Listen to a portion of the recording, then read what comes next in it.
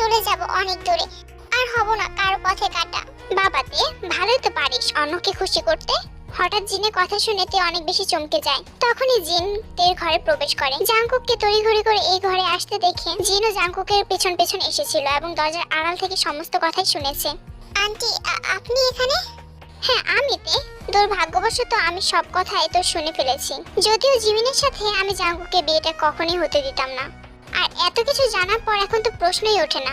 মানে আন্টি, আপনি কি বলছেন? জিন কিছু না বলে তের হাত ধরে টেনে নিয়ে যেতে লাগলো। জিমিন জেনের রেজিস্ট্রি পেপারে সাইন করতে যাবে, তখনই জিন বলে ওঠে, এই বিয়েটা হবে না।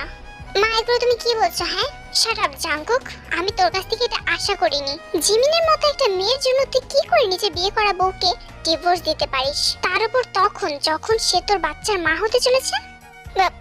বাচ্চা মানে? হ্যাঁ, বাচ্চা। তে তোর সন্তানের মা হতে চলেছে। কি? এত জোরে চিৎকার করে লাভ নেই তো। তুই কি সবটা অস্বীকার করতে পারবি? জিনের কথাতে জাংকুক এবার নিশ্চুপ হয়ে যায়। আন্টি, আপনি মজা করছেন তাই না? প্লিজ আন্টি, এই সময় এমন মজা করবেন না। এমনিতেও আমার এসব ভালো লাগছে না। তোমার ভালো কি করে বা লাগবে জিমিন, বলো তো? নিজের বয়ফ্রেন্ডকে রেখে অন্য একটা ছেলেকে বিয়ে করতে কারই বা ভালো লাগে? ওয়েট ওয়েট, এক সেকেন্ড মা, তুমি এইমাত্র কি বললে? বয়ফ্রেন্ড মানে? হ্যাঁ, বয়ফ্রেন্ড। আমি এখন কিছুই বলবো না, যা বলার সুগাই বলবে। সুগা, ভেতরে আসো তো। জিনের কথা শুনে সুগা সেখানে আসে, আর সুগাকে আসতে দেখে জিমিনের মাথায় যেন আকাশ ভেঙে পড়ে। সুগা, তুমি এখানে? বাবা জিমিন, তুমি তো দেখি খুব তাড়াতাড়ি ওকে চিনেও গেছো। তুমি নিশ্চয় ভাবছো তাই না যে আমি সবকিছু কিভাবে জেনে গেলাম? তোমার উপর আমার আগে থেকে সন্দেহ হয়েছিল জিমিন। আর যেদিন আমরা তোমাকে দেখতে গিয়েছিলাম সেদিন তুমি সুগার সাথে কথা বলছিলে, আর তোমার সেই সমস্ত কথাগুলো আমি শুনে ফেলেছিলাম জিমিন। কিন্তু তখন আমার হাতে প্রমাণ ছিল না, আর সুগাকে খুঁজে বের করতেই আমার সময় লেগে যায়।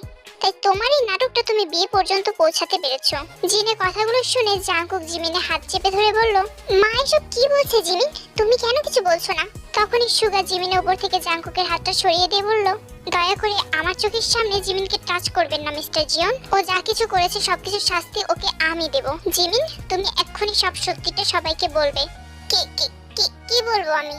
জিমিন, তুমি আমার ধৈর্যের পরীক্ষা নিও না, তুমি এক্ষুনি সবাইকে সত্যিটা বলবে। সবাই সব সত্যিটা শুনতে চাও তো? হ্যাঁ হ্যাঁ, সত্যি এটাই যে আমি সুগাকে ভালোবাসি, জাংকুককে ভালোবাসি না। তাহলে কেন আমার সাথে অভিনয় করলে জিমিন, বলো? কারণ আমি আগেই জানতাম যে তে তোমাকে ভালোবাসে, তাই ওকে কষ্ট দেওয়ার জন্যই আমি এসব করেছি। জিমিনের কথা শোনা মাত্রই তে অসহায়ের মতো জিমিনের দিকে তাকায়। সে এই মুহূর্তে যেটা শুনেছে সেটা সে বিশ্বাসই করতে পারছে না। তেকে কষ্ট দেওয়ার জন্য? হাউ ফানি জিমিন, ও তো তোমার বেস্ট ফ্রেন্ড হয় তাই না? Best friend? ওর জন্য আমি আমার মাকে হারিয়েছি 10 বছর আগে। ওকে কার অ্যাক্সিডেন্টে